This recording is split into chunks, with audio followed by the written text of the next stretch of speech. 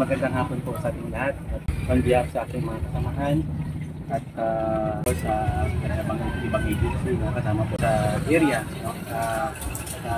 Nandito po kami ngayon sa area dahil po doon sa aming operational plan. No? So kung mapapansin po ninyo, may mga coast guard po na nandito sa area, lalo sa mga areas kung saan mga beach goers natin ay heavy influx. Sa Santa, nagsimula po siya noong linggo and up to ngayong araw.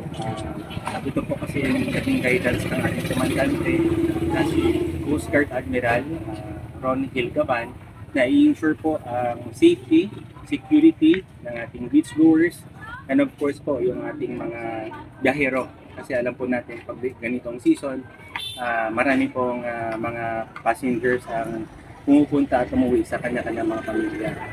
So ito pong plan namin ay composed po ito ng mga activities at saka efforts na ginagawa ng inyong Philippine Coast Guard dito po sa Caraga Region. Isa na po dyan yung deployment ng ating personnel. In full force po kami nag-deploy ngayong season at meron po kami about 625 personnel na na-deploy. And of course, dito po sa Surigao, meron po kami 80 personnel na na-deploy. Of course, to include po yung aming mga assets as mapapansin po ninyo, meron po tayo dyan na fast patrol na nakapatrol sa area natin.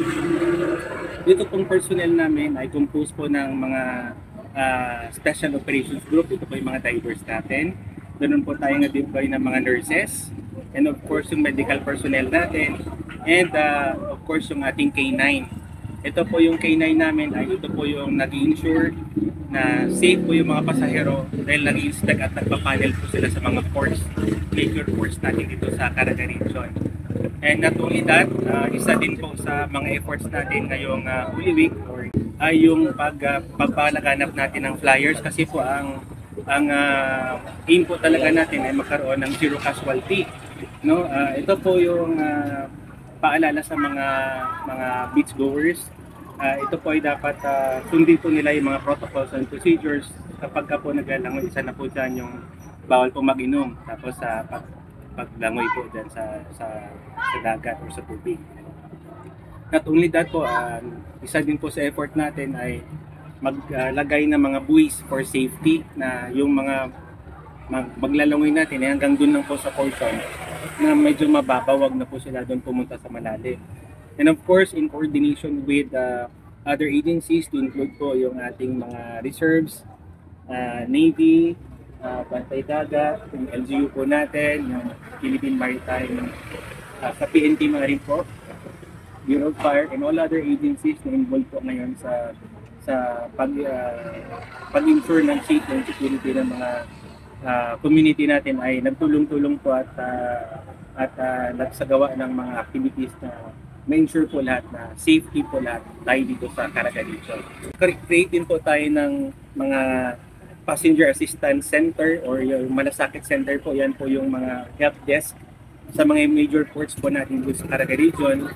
Ito po ay composed po ng personnel from our auxiliary, yung Philippine Coast Guard Auxiliary.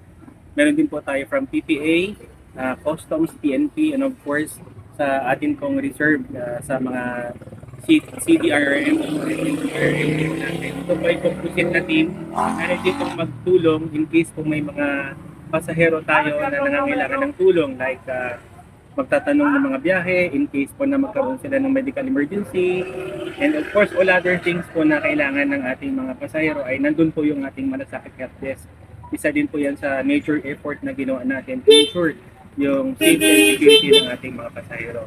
And of course, nag-deploy din po tayo ng mga assets, no? Meron tayong floating assets na na-deploy sa mga major parts ng Caraga Region to ensure again, no, na ang ating mga manlalangoy ay safety po. And also, yung ating pong medical personnel ay na-deploy din po natin ready to respond in case of emergency. And on the part of the Philippine Coast Guard dito po sa Caraga Region.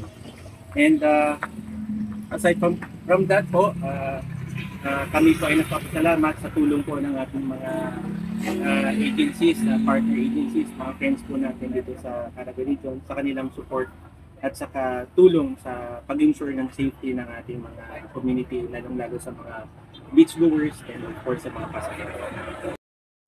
Again po, paalala po sa ating mga kababayan, lalong-lalo po yung mga magbabiyahe, na wag po antayin na peak ng oras po. Kung pwede araw, huwag magbiyahe sa gabi, lalong-lalo po yung mga magdadrive, na kung pwede po magbiyahe sila sa araw para po sa safety din nila.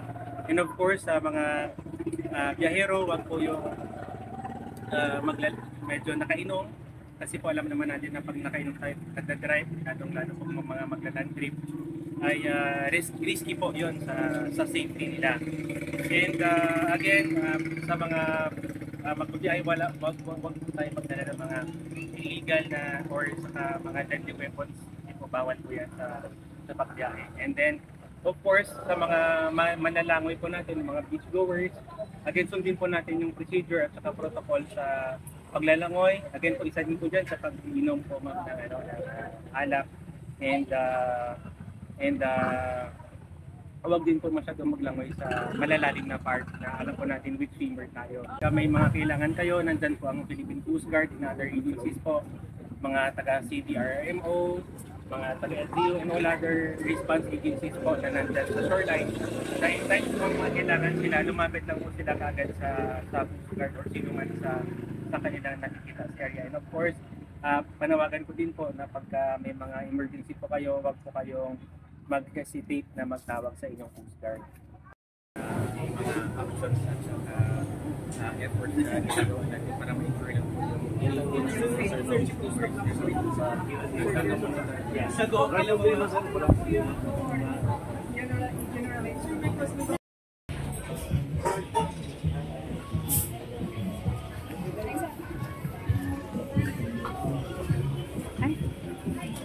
sorry.